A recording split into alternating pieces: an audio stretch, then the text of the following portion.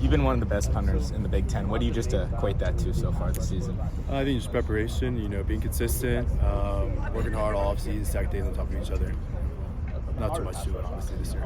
And kind of, what's the skill to being able to pin that ball within the 10-yard line? Is there something the way you place your hands on the ball, the way you kick it?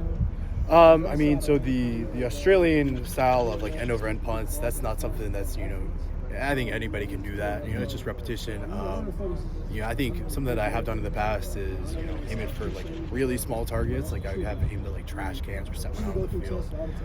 But it's really just repetition in practice, and, especially kind of simulating those game scenarios in practice.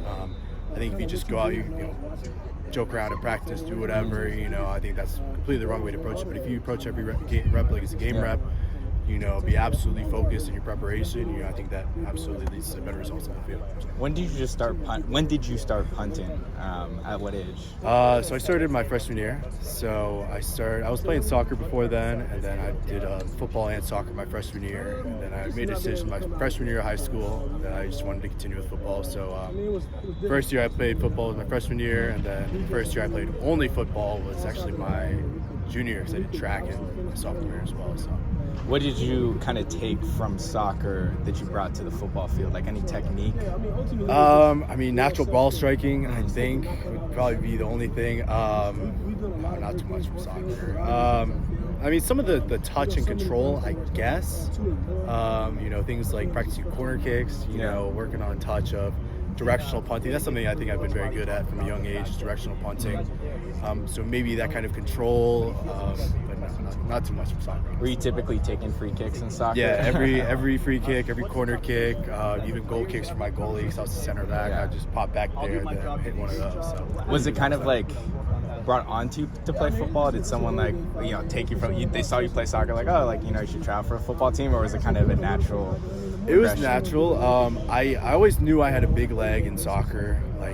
I was able to do things that a lot of guys weren't able to do. So kind of just heard about it, went to a coach, tried it out. I was already better than a lot of people who had been doing it for a while. So I was like, you know what, I'm gonna stick with it, keep going with that. So I heard on the Pat McAfee show some punters choose to maybe not punt before, a game, or they do. What is kind of just your schedule when it comes to preparing for a game? So it starts probably about 2 hours before the game. Start warming the body up. Things like my back, my knees, stuff like that. Just get the joints flowing, or get the blood flowing. I think a lot of guys have a pretty similar routine. They get out there pretty early, start to hit punts without any pads on, and then start to get into full operations with the snapper. And then start hitting some returners, and then after that I kind of shut it down.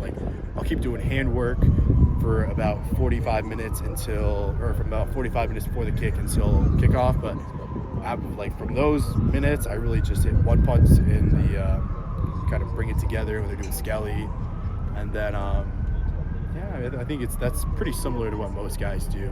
I don't really do anything much different. I'd say maybe the amount of hand work I do in terms of whether the alignment of my drop, keeping that always kind of fresh, not letting that kind of muscle memory almost, I wouldn't say cool down, but get, not do it in 20 minutes and go out for a punt. But I think that's very similar to what a lot of guys do. I think it's too different. So. Are there any just punters, maybe NFL, college football, that you try, or just NFL specifically, you try to model your game, or that have been inspirations for you? Yeah, one guy that's been, I've definitely been following a long time is a guy named Sam Martin. He plays for the Bills right now. Previously at Denver, he got drafted to Detroit. So he's worked with my trainer for a long time since he was in high school. He got drafted in, I believe, 2014 out of App State, North Carolina. So he grew up in a similar area to mine. He is my exact same build, 6'1", about 205. So same build, very similar mechanically. And I think the way we kind of approach punting and, kind of an athleticism first thing where, we're absolutely getting after in the weight room. We're trying to get 40-inch verts, really try to, emphasize sprinting, fast twitch muscles. I think that's something that we've done, or at least I try to model very closely after that. And what just specifically does that help with when it comes to the actual punting aspect? Like you said, the 40-inch vertical. Yeah, well, I don't have a 40-inch vert, but, working on things in the weight room, like Olympic lifts, just kind of like the springiness, working on things like track drills where you're trying to have as little time as possible in contact with the ground. That absolutely translates to how fast your swing speed is. Core strength, stuff like that is absolutely important. So yeah, just kind of being a well-rounded athlete on the field absolutely helps for my position. So. What's your relationship like with Ryan, the freshman?